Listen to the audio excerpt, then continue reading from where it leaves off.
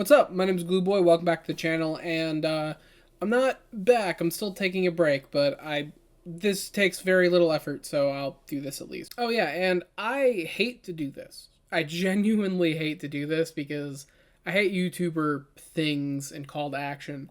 But it genuinely would help if you interact with this video slightly if you enjoy this, or interact with the videos that are going to be posted like in a week or so, because I took a break for my own well-being. I really needed it. And YouTube can't have that, because the fact I stopped posting means in the algorithm's eyes, I am dead.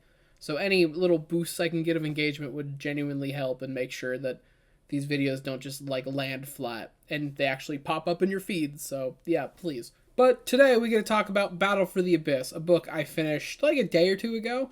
And I gotta say, y'all are too mean to this book. I see a lot of discourse online saying it's shit, or it just more of that. It's not. Like, this book is fine. I'm not gonna say it's like fantastic. Like, of my scale for books is like a solid 7. I think it's got some problems, but like, it's a fun action romp. That's really all it is. Like, the story doesn't have that much insane level of depth or character development and such, but does it need it? It's just an action story of a ragtag group of space marines, like, hunting down word bearers in the warp. Like, it's pretty cool. And, like, even more, like, just going into some good points about this book, like, there's some really fun character dynamics and just characters in general. Like, I'm a big fan of Motep, my Thousand Sun boy, because I really like the Thousand Suns.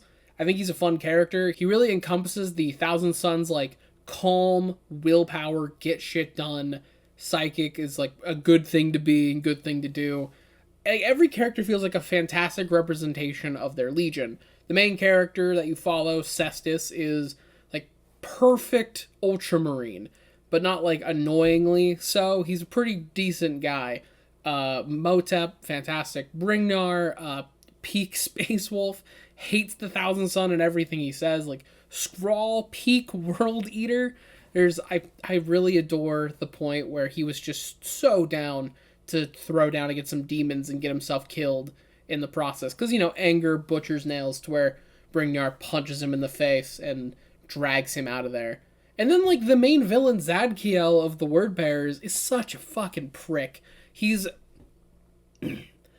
going on to this whole thing of like Sith Lord almost, of my apprentice is too ambitious. I must get rid of him before he tries to one-up me. Like, he's great. He's a fantastic villain. And like, their dynamics are fun. Like, Thousand Sun Space Wolf hate each other. Characters just get along well. It's kind of fun. And then also a big plus with this book is its actual like battle descriptions are pretty good. Like, the actual feel dynamic, the action set pieces feel fun, and also, like, it describes the warp really well. It goes in a lot of detail of how the warp is horrific to be in, and it fucks with your mind. Multiple characters have giant, long hallucinations. Like, Cestus goes through Macragge Hell, which is a whole thing. Bringnar believes he's on Fenris and does some shit to his own men. And then, like, on the other side, you have the Word Bearers who are actively wielding the warp almost as like a weapon, which is very cool. Ben Counter does a really good job describing, like, set pieces and situations and how the inner things of people's mind can kind of fuck with them. It's that part of this book super strong. To get into some stuff that isn't as strong, I think this book sets up something super cool and then doesn't fully do so. The main thing I think you can see with this book is the theme of brotherhood, and brotherhood in multiple ways. So, mainly because this book takes place before the Battle of Calth, like the lead up to that, the lead up to Isstvan 5, like the heresy is about to actually kick off and fully throw the galaxy into turmoil. So, this book has a large focus on how brother space marines get along, which, like, then I think there's 3 camps you could have the characters in. There's Brothers United, Brothers in Turmoil, and then Brothers, like, trying to murder each other. Where, like, Brothers United is, the Ultramarines work well with the other Ultramarines. Cestus and Bringnar are pretty good friends at the beginning of the book. And then you have in Turmoil, where Cestus and Bringnar eventually get there as the plot goes on, and Motep and Bringnar have a lot of squabbling, mainly on Brignar's part because, Space Wolf and hyper aggressive and hates Thousand Sons. And then you have brothers trying to fucking murder each other because, word bearers hate the Ultramarines and the word bearers are the big bads of this book. But as it goes on, not a lot happens with this theme, because I think if you're going into a book that is, really the lead up to the Horus Heresy, like Space Marine versus Space Marine, leaning into that would be super cool. Forcing Motep and Brignar to work together in situations would have been really fun. Forcing Skrull to actually work with Ultramarines who want to plan tactically. You get little bits of that, but not a lot. Basically, I'm asking for this to be a Deathwatch book, because I think it would have landed a lot better. That, and there's an annoying part at the end of the book where Motep figures out that there's a demon stowing aboard that was stoking a lot of the malcontent between all the other Space Marines, and man, that's just not as interesting. If oh yeah, demon was behind it the whole time, rather than the theme of just how do brothers get along with each other, and how do they work together when they're at odds, and banding together in times of turmoil to make sure a civil war doesn't fucking happen, and the main threat of this book, make sure McCragg doesn't get fucking destroyed. I just think it could have been done better, in that aspect. And then finally, I have 2 points about this book that I just really wasn't into. First one's an actual point with the book itself, so I'll get into that first. Ben Counter, I think, is really good at describing situations, and generally just a solid author. Again, I see a lot of hate for him online. I don't see it. He's fine. He also wrote Galaxy in Flames, which I adore. Galaxy in Flames. That's one of my favorite 40k books, or I guess Horus Heresy books, technically. But the one thing he does get sometimes is dialogue every once in a while gets a little meh.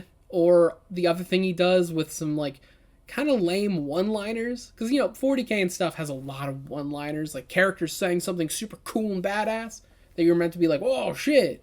But in this, they kind of land a little flat. And then, it's one-liners that you would see as a joke in, some shitty Marvel writing, which is all of them.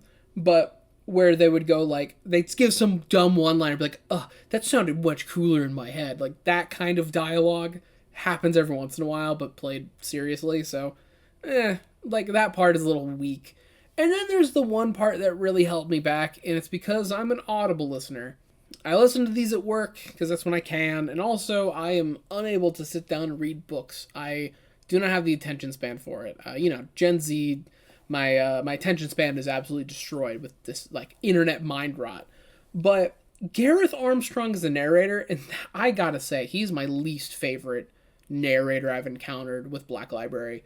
There's something about his way he reads and gives character voices that are so fucking annoying. He has a few character voices of aggressively rolling your R's fancy, a really poor attempt at an accent, an actual child, oh my god, it was the same issue with Descent of Angels, where if a character is described of being a little young, his character voice for them is an actual child along with them, that all high-pitched, high-energy thing. It's you can just be a young adult with a not a super high-pitched voice. I don't, oh my god. His rating makes it feel like he's not taking it seriously, or with those character voices, they're so goofy in a way. That doesn't lend itself super well to this kind of story and any of the 40k stories you can read.